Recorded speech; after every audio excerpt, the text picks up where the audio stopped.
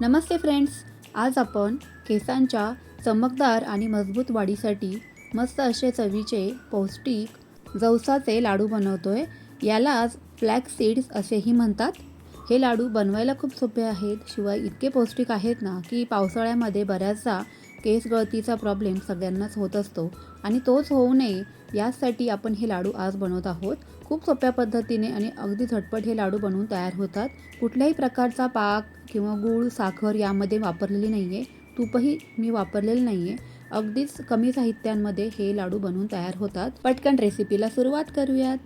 आता flux seeds म्हणजेच मराठीमध्ये जवस असं याला आपण म्हणतो, इंग्लिशमध्ये याला फ्लॅक्स सीड्स असे म्हणतात. याचे पौष्टिक गुणधर्म आयुर्वेदामध्ये भरपूर सांगितलेले आहेत. ओमेगा 3 फॅटी ॲसिड्स यामध्ये आहेत. यामुळे आपलं वजन नियंत्रण राहण्यास मदत होते. शिवाय जे काही बॅड कोलेस्टेरॉल आहे आपल्या शरीरामधील, तर ते कमी होण्यास मदत होते. म्हणजे शरीरामधील रक्ताची पातळी नियंत्रित करण्यास याची खूप मदत होते. म्हणूनच रोजच्या आहारामध्ये 2 ते 3 चमच्यांचं सेवन याचं केलं गेलं पाहिजे. म्हणूनच आज आपण फ्लॅक्स सीड्सपासून आपल्या आहारामध्ये कसे जास्तीत जास्त आपण उपयोग करू शकतो त्यासाठीच हे लाडू बनवलेले आहेत. भरपूर यामध्ये पौष्टिक गुणधर्म असणार आहेत. त्यामुळे जर का तुमचे केस गळत असतील, केस तुमचे असे रफ झाले असतील, कोरडे झाले असतील, तर तुम्ही नक्कीच हे असे फ्लॅक्स सीडचे लाडू बनवा. केस मस्त असे चमकदार आणि मजबूत बनायला खूप मदत होते आणि शिवाय केसांची वाढही अगदी भरपूर पटापट होते. म्हणूनच आज आपण हे लाडू बनवणार आहोत. आता हे जे जवस आहेत ना, अगदी कमी गॅसवरती मी सतत हलवत 5 ते 10 मिनिटं व्यवस्थित भाजून घेतलेले आहेत. त्यानंतर ह्याचमध्ये आपल्याला सारख्याच वाटीने मोजून 1 वाटी पांढरे तीळ घालायचे आहेत.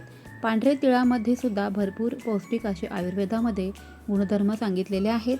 हाडांचे आरोग्य तीळ खाल्ल्यामुळे अगदी व्यवस्थित राहते. म्हणूनच आपल्या तिळाचेही सेवन आहारामध्ये केलं गेलं पाहिजे. बडीशोपमध्ये जर का तुम्ही हे पदार्थ खात असाल तर उत्तमच आहे. सतत हलवत एकसारखं आपल्याला हे अगदी मीडियम टू स्लो गॅसवरती भाजून घ्यायचे आहेत. गॅस वाढवायचा नाही कुठेच, अगदीच स्लो गॅसवरती हे पदार्थ आपल्याला अगदी क्रिस्पी आणि कुरकुरीत होईपर्यंत भाजून घ्यायचे आहेत. त्यानंतर इथे मी 1 वाटी सगळे मिक्स असे सीड्स घेतलेले आहेत. म्हणजे पंपकिन सीड्स, भोपळ्याच्या बिया आपण त्याला म्हणतो. त्यानंतर सूर्यफुलाच्या बिया घेतलेल्या आहेत आणि मगजच्या बिया असं इथे मी 3 प्रकारच्या बिया घेतलेल्या आहेत. तुमच्याकडे ज्या उपलब्ध असतील त्या घेतल्या तरी काहीच हरकत नाही आहे. अशा या सर्व सीड्समध्ये मॅग्नेशियम आणि झिंकचे प्रमाण भरपूर असल्यामुळे, फायबरही असल्यामुळे आपल्याला हे रक्तदाब नियंत्रणात ठेवण्यास मदत होते. म्हणजेच ज्यांना BP आहे खूप जास्त प्रमाणामध्ये, तर त्यांच्यासाठी ह्या बिया खाणं अतिशय उत्तम आहे. आता ह्या बिया सर्वच इथे मी अगदी कमी गॅसवरती सतत हलवत मस्त अशा क्रिस्पी आणि कुरकुरीत होईस तोपर्यंत भाजून घेतलेल्या आहेत. जरा वेळ लागतो पण ठीक आहे, काहीच हरकत नाही आहे. यापासून जे मिळणारे पौष्टिक गुणधर्म आहेत ना, तर ते अतिशय फायदेशीर आहेत. म्हणूनच इथे सर्वच ह्या बिया आपल्याला अगदी कमी गॅसवरती भाजून घ्यायच्या आहेत. म्हणजे काय होतं ना की लाडू भरपूर दिवस टिकण्यास मदतही होते.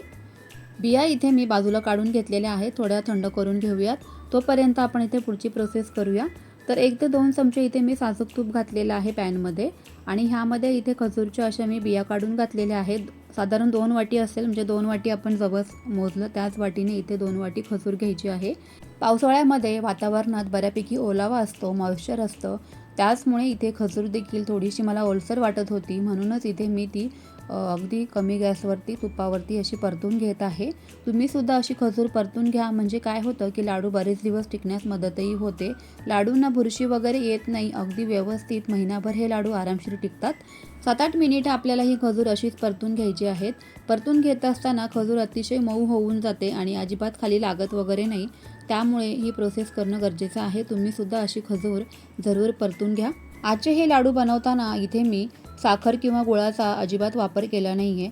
त्यामुळेच इथे मी खजूर घातलेली आहे. तुम्हाला जर का खजूरसोबत मनुके आवडत असतील तर तुम्ही ते सुद्धा इथं घातले तरी काहीच हरकत नाही आहे. असेच तुपावरती थोडेसे परतून घ्यायचे मनुकेसुद्धा आणि आपल्या लाडूमध्ये तुम्ही घालू शकता. खजूर इथे बऱ्यापैकी मऊ झालेली आहे आणि बारीक गॅसवरती मी छान परतून घेतलेली आहे. आता मिक्सरच्या भांड्यामध्ये आपल्या ज्या बिया आपण भाजून घेतल्या होत्या सर्वच त्या घालून घ्यायच्या आहेत. 2 बॅचमध्ये मी करते. तुमचं छोटं भांडं असेल तर तुम्ही 2 ते 3 बॅचमध्ये केलं काहीच हरकत नाही आहे. जसं मावेल तसं करा. तुम्हाला जर का या सर्व सीडची पावडर म्हणजे बऱ्यापैकी बारीक आवडत असेल तर बारीक फिरवा किंवा जाडसर हवी असेल तर जाडसर फिरवली तरी काहीच हरकत नाही आहे. इथे मी थोडीशी भरड टाईप म्हणजे थोडीशी जाडसर टाईपच ठेवलेली आहे. खूप जास्त बारीक केली नाही आहे पेस्ट. अगदी पावडर फॉर्ममध्ये सुद्धा तुम्ही करू शकता किंवा तुम्हाला जाडसर आवडत असेल तर जाडसरसुद्धा करून बघा.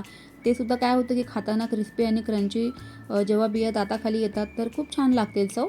आता इथे आपण जी खजूर भाजून घेतली होती ना तर ती या पावडरमध्ये घालून घ्यायची आहे अशीच. म्हणजे काय होतं ना की एकत्रित त्यांचं मिश्रण छान बनवून तयार होतं. मिक्स पटकन होते अशी खजूर. तुम्हाला जर का या स्टेजला गूळ घालायचं असेल तर तुम्ही घालू शकता.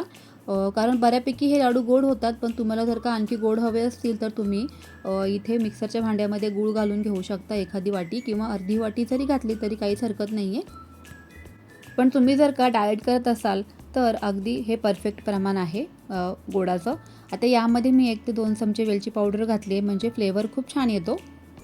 तूप वगैरे एक्स्ट्राचं घालण्याची काहीच आवश्यकता नाही आहे, कारण ह्या ज्या सर्व सीड्स आहेत ना यांना मुळातच तेल असतं ह्यामध्ये आणि मिक्सरमध्ये बारीक फिरवून घेतल्यामुळे काय होतं की त्यांचं तेल रिलीज व्हायला म्हणजे सुटायला आणखी मदत होते आणि मग तुपाची इथे अजिबात आवश्यकता लागत नाही. तुम्ही बघू शकता मस्त असे गोल गरगरीत लाडू इथे वळले जात आहेत. हातांनासुद्धा लाडू वळवून घेत असताना नॅचरल ऑइल जे आहे या सीड्सचं किंवा बियांचं ते लागलेलं आहे मस्तच.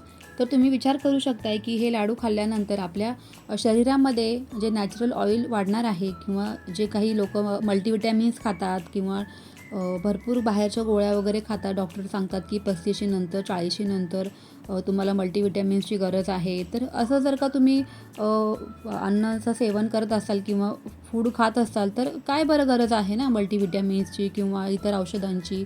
तर हे बेस्ट आहे. जरूर करून बघा. तर मला तर रिझल्ट आहे, कारण मी असे हे लाडू कायम बनवत असते. मस्त लागतात चवीला, अप्रतिम लागतात. मुलंसुद्धा आवडीने खातात आणि मुलांनासुद्धा तुम्ही एक लाडू जरूर द्या. लहानांपासून ते मोठ्यांपर्यंत अगदी पौष्टिक गुणधर्म असलेले हे लाडू तुम्ही घरामध्ये बनवून ठेवा आणि आवडीने जरूर खा. कशी वाटली रेसिपी? आवडली असेल तर लाईक करा, शेअर करा. नवीन असाल तर चॅनेलला सबस्क्राईब करा. चला तर पुन्हा भेटूयात अशाच छानशा एका नवीन मस्त रेसिपीसोबत. तोपर्यंत पुन्हा भेटूयात. Bye bye.